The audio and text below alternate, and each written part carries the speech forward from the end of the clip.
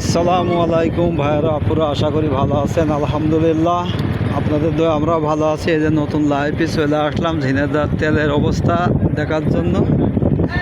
এই দেখেন ঝিনেদার পাম্পের অবস্থা, এই পরিণতি। এই দেখেন সকাল থেকে কিন্তু এই সিরিয়ালটা কিন্তু অলরেডি হয়ে গেছে, সব দাঁড়িয়ে আছে কিন্তু তেল নেওয়ার জন্য। কত গাড়ি দেখেন, এখন কিন্তু বেশি বাঁধে না। সকাল থেকে যদি এই গাড়ি হয়, যা কিনারা তো বাসতলার নিচে ছায়ায় তো দাঁড়াতে পেরেছে সারা রাত। এই সেই ফজরের নামাজ পড়ে এসে মনে করে দাঁড়িয়ে আছে।